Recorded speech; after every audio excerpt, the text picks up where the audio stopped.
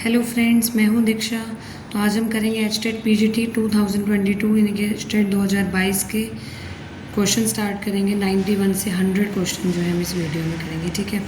सबसे पहले देखिए 91 नंबर क्वेश्चन है, इन कंटेक्स्ट ऑफ बुलियन एक्सप्रेशन। अब देखिए हमें बुलियन एक्सप्रेशन के कॉन्टेक्स्ट में हमें इनकरेक्ट एक्सप्रेशन बताना है कौन सा।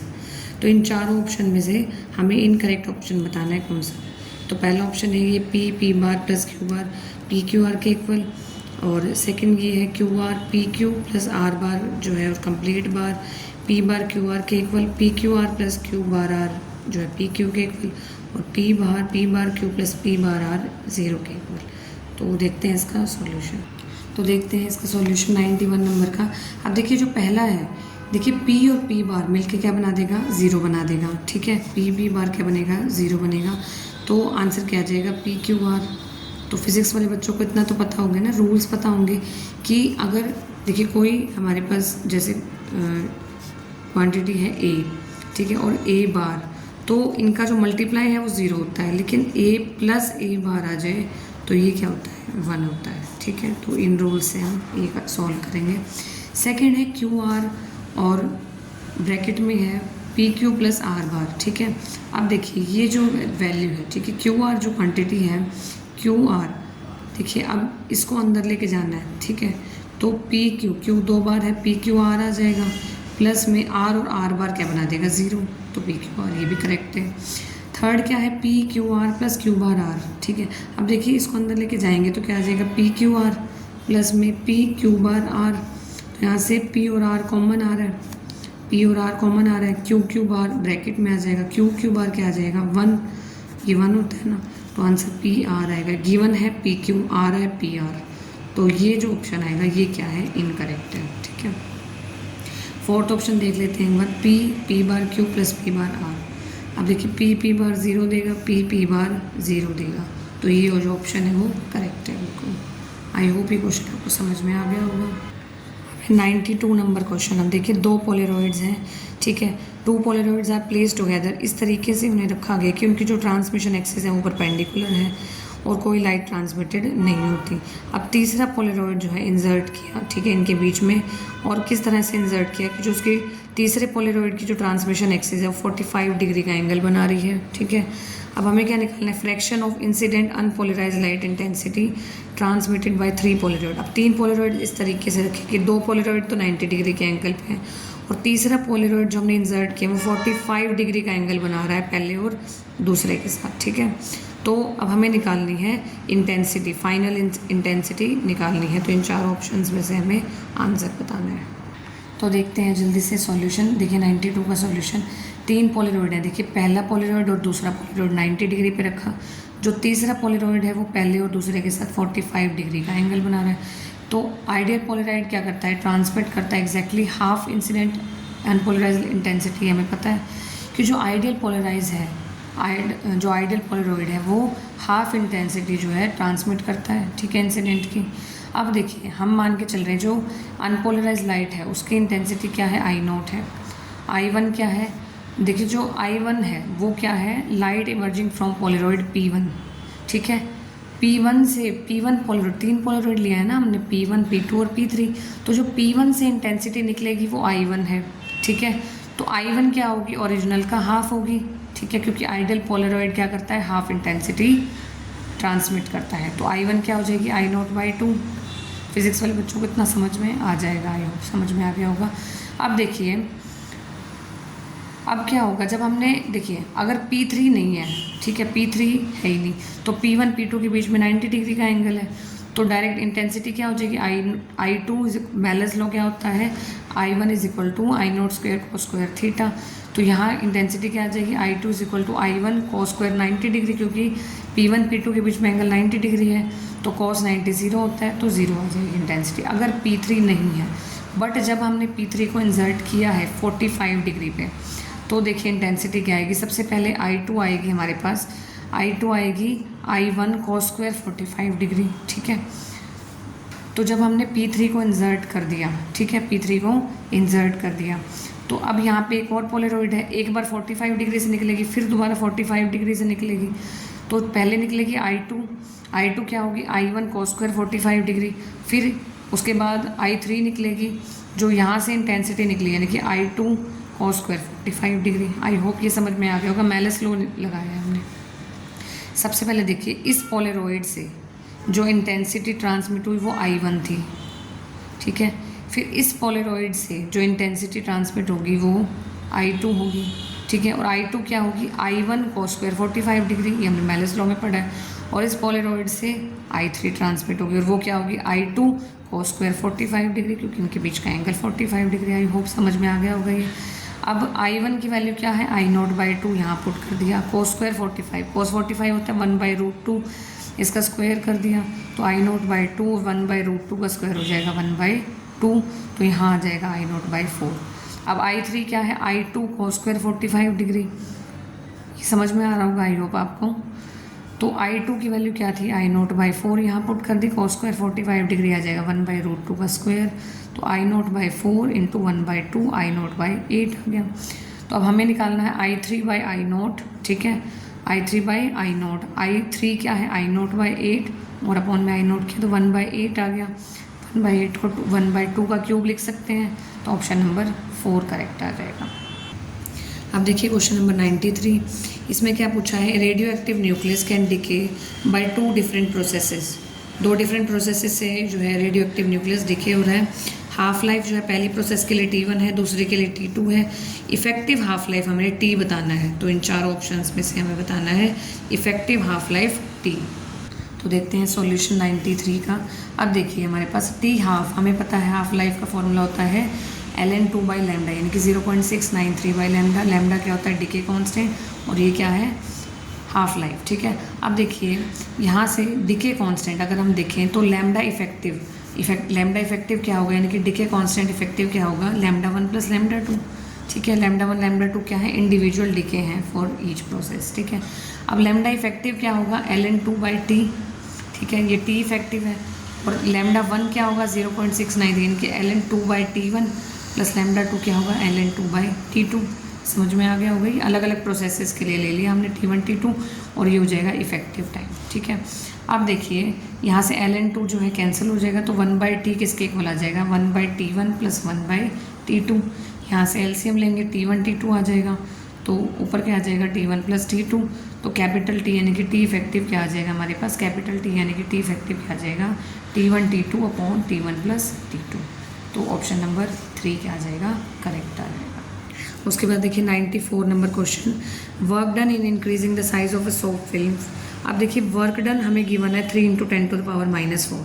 कोई सॉफ्ट फिल्म है, ठीक है, उसका साइज़ इंक्रीज़ करने में कितना, 10 centimetre × 6 centimetre to 10 centimetre × 11 centimetre से इंक्रीज़ जब किया तो वर्क डन लगा इतना 3 × 10⁻⁻⁴। तो सरफेस टेंशन निकालनी है न्यूटन पर मीटर में, ठीक है। तो ये 4 ऑप्शन हमें गिवन है। तो देखते हैं 94 का सॉल्यूशन। अब देखिए, अब एरिया इंक्रीज़ करने में, ठीक है, जो वर्क डन लगा वो हमें गिवन है। एरिया कितना था, इंक्रीज़ हमने किया, देखो A1 था 10 × 6 यानी कि 60 सेंटीमीटर स्क्वायर। सेंटीमीटर स्क्वायर को मीटर स्क्वायर में चेंज करेंगे तो 60 × 10⁻⁻⁴ मीटर स्क्वायर आ जाएगा। और फाइनल एरिया कितना है, 10 सेंटीमीटर × 11 सेंटीमीटर यानी कि 110 सेंटीमीटर स्क्वायर। इसको मीटर स्क्वायर में चेंज करेंगे तो 10⁻⁻⁴ मीटर स्क्वायर आ जाएगा।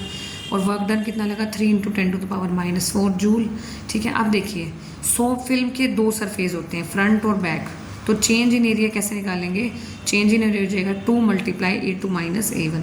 समझ में आ गया होगा ना, सॉफ्ट फिल्म के 2 सरफेस होते हैं, तो चेंज इन एरिया कैसे निकालेंगे, 2 × A2 - A1। समझ में आ गया होगा ये। तो 2 × अब देखो A2 कितना है हमारे पास, ये, ठीक है, 110 × 10⁻⁴ और A1 है 60 × 10⁻⁻⁴। 10⁻⁴ जो है बाहर ले लिया, 110 में से 60 जो है वो सब्ट्रैक्ट कर दिए तो कितना आ जाएगा 50, और ये आ जाएगा 10⁻⁴, ये आ जाएगा 100 × 10⁻⁴, ये 10⁻2 आ गया। उसके बाद देखिए टेंशन क्या होगा, देखिए अब देखिए जो वर्क होता है, वर्क क्या होगा, एरिया इंटू सरफेस टेंशन। समझ में आ रहा है, वर्क क्या होता है, एरिया इंटू सरफेस टेंशन। तो टेंशन क्या आ जाएगा, work per unit area, work per unit area, change in area, ठीक है। तो वर्क क्या आ जाएगा हमारे पास 3 × 10⁻⁻⁴, एरिया हमारे पास क्या है वर्क हमें गिवन है, एरिया हमने चेंज इन एरिया भी निकाला ना, 10 टू द पावर -2, तो सॉल्व करके कितना आ जाएगा 3 इंटू 10 टू द पावर -2, ये ऊपर चला जाएगा ना, तो 3 into 10 to the power -2 newton per metre. तो ऑप्शन 3 आ जाएगा करेक्ट। अब देखिए 95 number question, a thin converging lens of focal length 10 centimetre is placed 6 centimetre away from divergent lens. एक कन्वर्जिंग लेंस है, एक डाइवर्जिंग लेंस है, दोनों एक दूसरे से कितना दूर है 6 सेंटीमीटर। कन्वर्जिंग लेंस की फोकल लेंथ 10 सेंटीमीटर है, डाइवर्जिंग की फोकल लेंथ 10 सेंटीमीटर है। डिस्टेंस निकालना है दोनों प्रिंसिपल प्लेन के बीच में। तो इन 4 ऑप्शंस में से हमें देखना है कौन सा ऑप्शन करेक्ट होगा। देखिए ये जो 95 का सॉल्यूशन है थोड़ा सा टिपिकल है, इसमें हमें फॉर्मूलाज फॉलो करने पड़ेंगे, थोड़े से आपको फार्मूला लर्न करने पड़ेंगे, इसमें टिपिकल है थोड़ा सा। अब देखिए कॉम्बिनेशन के लिए हमें ये फार्मूला लर्न करना है, ऑप्टिक्स से आया कि 1/f जो होता है फाइनल फोकल लेंथ, तो 1/f1 plus 1/f2 minus df1f2। अब ये d क्या है, दोनों लेंसेज के बीच में जो डिस्टेंस है वो गिवन है 6 सेंटीमीटर। f1 जो है कन्वर्जिंग लेंस की फोकल लेंथ है, कन्वर्जिंग की फोकल लेंथ पॉजिटिव लेते हैं तो 10 सेंटीमीटर। f2 क्या है, डाइवर्जिंग लेंस की फोकल लेंथ नेगेटिव होती है, तो f2 माइनस 10 सेंटीमीटर आ जाएगा। ये सारी वैल्यूज़ जो है यहाँ प्लेस कर देंगे, तो f क्या आ जाएगा हमारा 100/6। आई होप सॉल्व कर लोगे, ईजी है। ये जो वैल्यूज़ हैं तीनों वैल्यूज़ इस फॉर्मूला में पुट कर ली, तो f आ जाएगा कैपिटल F 100/6। अब देखिए हमारे पास 2 फार्मूला और हैं, ठीक है, 2 फार्मूला और हैं। पोजीशन निकालनी अगर प्रिंसिपल प्लेन की पहले लेंस से, तो H1 से डिनोट कराती हैं। Position of principal plane from first lens अगर पूछ ले तो H1 होता है, उसका फार्मूला होता है df/f2। ये f क्या है, फाइनल फोकल लेंथ, ठीक है। और अगर पूछ ले position of principal plane from second lens से पूछ ले तो -df/f1, -df/f1, ठीक है। तो सारी वैल्यूज पुट करके हम H1 H2 निकाल सकते हैं, ठीक है। H1 H2 का फॉर्मूला दोबारा से दिखा देती हूँ। H1 H2 का फॉर्मूला क्या था हमारे पास, H1 था df/f2, H2 था -df/f1, ठीक है। तो देखिए तो हमारे पास आ जाएगा H1 आ जाएगा 6, D पुट कर दिया, F पुट कर दिया और F2 पुट कर दिया, फिर माइनस का df/f1 पुट कर दिया। तो वैल्यूज़ पुट करके हमारे पास H1 H2 आ गए, ठीक है। और D हमारे पास गिवन है 6 सेंटीमीटर। अब देखिए अगर डिस्टेंस प्रिंसिपल प्लेन्स के बीच का डिस्टेंस निकालना है, दोनों प्रिंसिपल प्लेन के बीच का डिस्टेंस अगर निकालना हो तो फॉर्मूला होता है ΔH = D - H1 + H2। D कौन सा डिस्टेंस है, ये दोनों लेंसेज के बीच का डिस्टेंस, ठीक है। कन्वर्जिंग लेंस और डाइवर्जिंग लेंस ये 6 गिवन है। H1 H2 हमने अभी निकाला, -10 और -10 आया, ठीक है। तो माइनस -10 और ये -10, ये प्लस हो जाएगा, +10 -10 कट जाएगा, तो ये कितना आ जाएगा, D 6 गिवन है, तो डेल्टा आ जाएगा, ΔH आ जाएगा 6 मीटर। तो दोनों प्रिंसिपल प्लेन के बीच का डिस्टेंस कितना है, 6 मीटर। तो ऑप्शन 1 आ जाएगा करेक्ट, ऑप्शन 1 करेक्ट। उसके बाद 96 नंबर क्वेश्चन है, kinetic energy of 1 mole of an ideal gas. Kinetic energy given है = 3/2 RT। हमें निकालना है CP की वैल्यू निकालनी है। 4 ऑप्शन गिवन है, 0.1 R, 0.5 R, 1.5 R और 2.5 R। चलिए देखते हैं सॉल्यूशन। तो देखते हैं सॉल्यूशन 96, ये बहुत इजी क्वेश्चन है। अब देखिए एनर्जी गिवन है 3/2 RT और हमें पता है specific heat at constant volume का फॉर्मूला होता है du/dt। तो ये एनर्जी गिवन है 3/2 RT, तो d/dt आ जाएगा 3/2 RT। तो T के टेम्परेचर के विद रिस्पेक्ट टू अगर डिफ्रेंशिएट करेंगे तो 3/2 R आ जाएगा, यानी कि 1.5 R आ जाएगा, ठीक है। अब हमें पता है CP - CV = R होता है, तो CP आ जाएगा CV + R, CV कितना है 1.5 R हमने निकाला, प्लस R करेंगे तो 2.5 R। तो ऑप्शन नंबर 4 आ जाएगा करेक्ट। 97 नंबर क्वेश्चन है, अल्ट्रासोनिक वेव्स जिनकी फ्रीक्वेंसी 50 kHz है are produced in water by radiating disc having diameter of 40 centimetre. अब देखिए अल्ट्रासोनिक वेव्स हैं, उनकी फ्रीक्वेंसी गिवन है 50 kHz, वो प्रोड्यूस हो रही है वाटर में by radiating disc having diameter, disc की डायमीटर है 40 सेंटीमीटर। अब हमें निकालनी है width of main beam at a distance of 100 metre. 100 metre distance given है, 100 मीटर, ठीक है। तो 100 मीटर का डिस्टेंस गिवन है, तो विड्थ निकालनी है मेन बीम की at a distance of 100 metre. तो डिस्टेंस जब गिवन हो, ठीक है, हमें निकालनी है width of main beam, frequency given है, डायमीटर गिवन है, तो विड्थ निकालनी है। चलिए देखते हैं सॉल्यूशन। तो तो देखिए 97 का सॉल्यूशन। सबसे पहले देखिए speed of sound in water, ये हमें पता होता है कि वाटर में साउंड की स्पीड कितनी होती है 1500 मीटर पर सेकेंड। अब देखिए लैम्डा का फॉर्मूला क्या होता है, वेलोसिटी पर यूनिट फ्रीक्वेंसी, पता होगा सभी को। तो वेलोसिटी हमारे पास है 1500, ठीक है, और फ्रीक्वेंसी गिवन है, ये गिवन है फ्रीक्वेंसी 15 × 10⁻³ यहाँ पुट कर दी। तो लैम्डा आ जाएगा हमारे पास 0.03 मीटर, इनको डिवाइड करके 0.03 मीटर आ जाएगा। इसको 3 सेंटीमीटर भी लिख सकते हैं। अब देखिए एंगुलर स्प्रेड क्या होता है साइन थीटा, इसको थीटा भी लिख सकते हैं अप्रॉक्सीमेट। तो थीटा होता है 1.22 λ/d, 1.22 λ/d, ऑप्टिक्स में पढ़ रखा है हमने। तो थीटा क्या होता है 1.22 λ/d, डी क्या होता है डायमीटर, लैम्डा होता है हमारे पास वेवलेंथ। अब वेवलेंथ हमने निकाली 0.03 मीटर और डायमीटर हमें गिवन है, डायमीटर गिवन है 40 सेंटीमीटर, तो 0.4 मीटर आ जाएगा। यहाँ वैल्यूज़ पुट कर देंगे 0.03 अपॉन 0.4, तो ये आ जाएगी 0.0915 रेडियंस। इसको सॉल्व करना है, इसमें हमने लैम्डा पुट कर दिया, ये डायमीटर पुट कर दिया, गिवन है, सारी वैल्यूज़ पुट कर दी, तो सॉल्व करके आ गया थीटा। अब देखिए जो बीम विड्थ होती है उसका फॉर्मूला होता है 2d theta, small d theta. ये d क्या है हमारे पास, कितना डिस्टेंस गिवन है, 100 मीटर गिवन था ना, 100 मीटर डिस्टेंस गिवन था। थीटा यहाँ से निकल के 0.0915, तो मल्टीप्लाई करके आ जाएगा 18.3 मीटर। तो ऑप्शन नंबर 3 जो है वो करेक्ट है। अब 98 नंबर क्वेश्चन है, देखिए 1 milliwatt of light of wavelength. अब देखिए 1 मिलीवॉट लाइट, ठीक है, यानी कि पावर गिवन है 1 मिलीवॉट, ठीक है, जिसकी वेवलेंथ है लाइट की।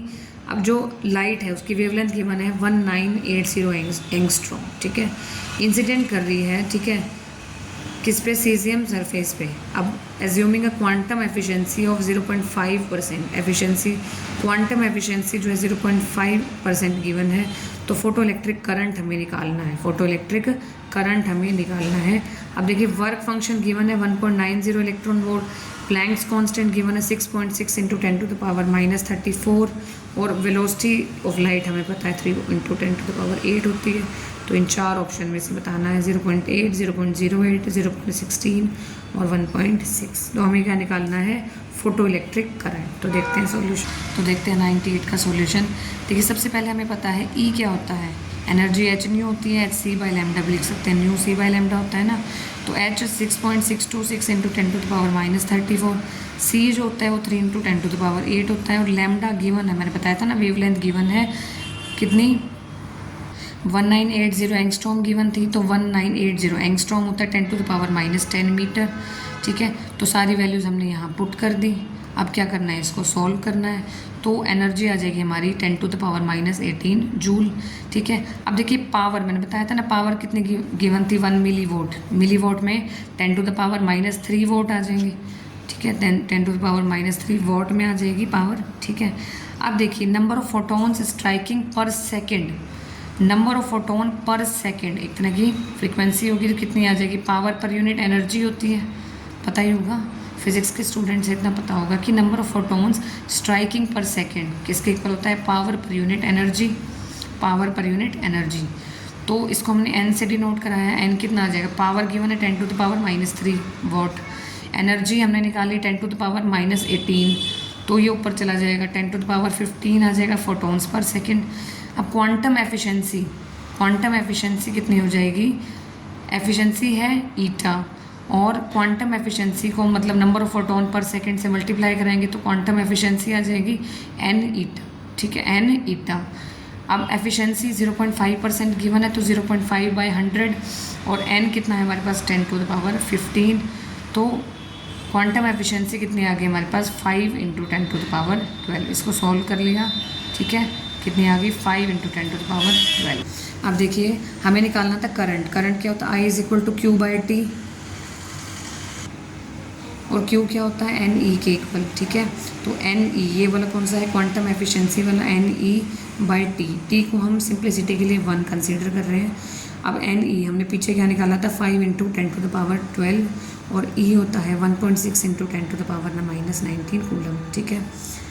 तो इलेक्ट्रॉन पे चार्ज हो गया ना 1.6 × 10⁻−19 कूलम, ठीक है। इसको सॉल्व करेंगे, I कितना आ जाएगा 8 × 10⁻7 एम्पियर, तो ये कितना आ जाएगा 0.8 × 10⁻6, इसको लिख देंगे माइक्रो एम्पियर। तो 0.8 माइक्रो एम्पियर, तो ऑप्शन नंबर 1 आ जाएगा करेक्ट। ठीक है, दोबारा देख सकते हैं।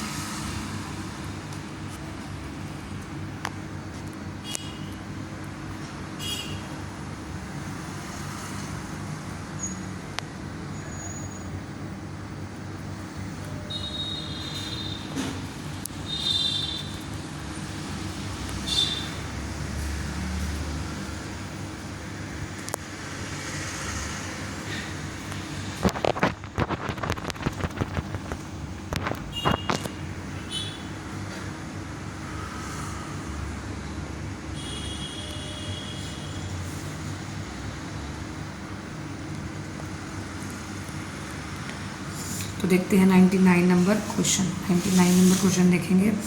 देखिए, in context of mean free path of molecule 2 statements are given below. ठीक है, आप देखिए गिवन है हमें mean free path of a molecule depends upon number of molecules per unit volume and cross section of molecule.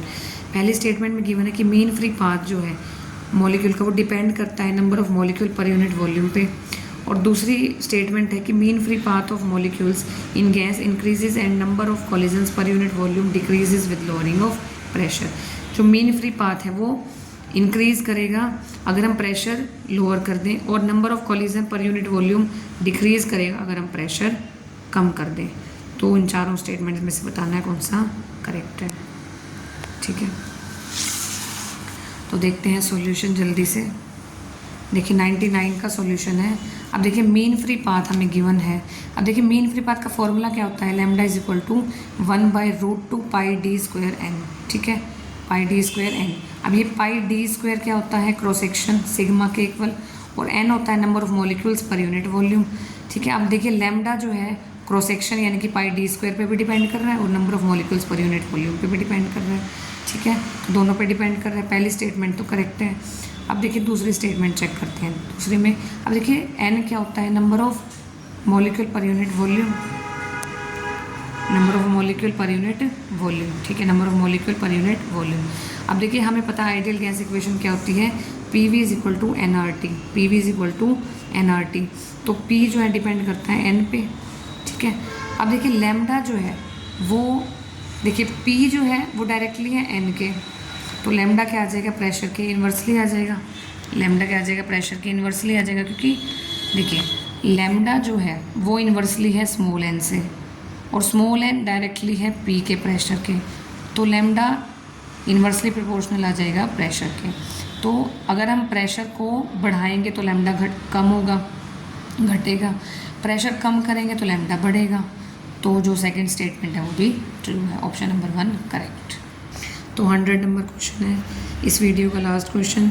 अब देखिए thick rope है जिसकी लेंथ L है, is hanging from ceiling of a room. Y क्या है, Young's modulus, रो क्या है, density of material. ठीक है, तो हमें क्या निकालना है, देखिए हमें निकालना है if Y and rho are Young's modulus and density, तो increase in length due to its own weight. Increase in length हमें निकालनी है। ये 4 ऑप्शंस हैं, देखते हैं सॉल्यूशन। तो देखते हैं सॉल्यूशन। देखिए सबसे पहले वॉल्यूम क्या होता है, एरिया मल्टीप्लाई लेंथ हो गया। तो देखिए हमने क्या किया, consider small element of rope of length dy। हमने क्या किया, जो रोप है उसका स्मॉल एलिमेंट ले लिया dy, जो किस डिस्टेंस पे है, y डिस्टेंस पे है बॉटम से। ठीक है, अब देखिए मास कैसे निकालते हैं, हमें पता है डेंसिटी क्या होती है, मास पर यूनिट वॉल्यूम। तो मास आ जाएगा डेंसिटी इंटू वॉल्यूम, मास क्या आ जाएगा, डेंसिटी इंटू वॉल्यूम। तो डेंसिटी है रो, वॉल्यूम को लिख सकते हैं एरिया मल्टीप्लाई डिस्टेंस, तो एरिया इंटू वाई आ गया, क्योंकि हमने वाई डिस्टेंस पढ़ना है ना। अब फोर्स या टेंशन क्या होती है एट हाइट वाई पे, तो फोर्स या टेंशन को हम लिख सकते हैं m इंटू जी, मास इंटू जी, और मास क्या है, रो ए वाई इंटू जी आ गया। अब हुक्स लॉ के अकॉर्डिंग देखिए जो यंग्स मॉडुलस होता है वो स्ट्रेस पर यूनिट स्ट्रेन के इक्वल होता है। स्ट्रेस देखिए, स्ट्रेस कैसे निकालते हैं, फोर्स पर यूनिट एरिया या टेंशन पर यूनिट एरिया। तो टेंशन आ जाएगी रो ए वाई जी अपॉन ए, एरियाज एरिया कैंसिल हो गया तो रो वाई जी आ जाएगा। स्ट्रेन कैसे निकालते हैं, चेंज इन लेंथ। ठीक है, चेंज इन लेंथ, ठीक है, और अपॉन में ओरिजिनल लेंथ, तो D L by D Y आ जाएगा। हमने डी वाई कंसिडर किया था ना लेंथ, तो D Y D L upon D Y आ गया। अब यंग्स मॉडुलस में ये दोनों वैल्यू पुट करेंगे, rho Y G upon D L upon D Y. अब हमें चेंज इन लेंथ निकालना है, तो डी एल को उस साइड ले जाएंगे और यंग्स मॉडुलस को इस साइड, तो रो जी वाई अपॉन ये यंग्स मॉडुलस वाला वाई है और ये आ जाएगा small D Y, change in distance. ठीक है, तो अब करेंगे इसको इंटीग्रेट, चेंज इन लेंथ आ जाएगा डेल्टा एल, और लेंथ चेंज हो रही 0 से एल में, तो इंटीग्रेट कर देंगे, रो जी बाई वाई बाहर आ जाएगा, वाई डी वाई आ जाएगा इंटीग्रेशन में, 0 से एल लिमिट है तो वाई का हो जाएगा Y square by 2, limit put करेंगे एल, तो rho G L square by 2 Y आ जाएगा। आई होप समझ में आ गया होगा। मिलते हैं नेक्स्ट वीडियो में, बाय बाय।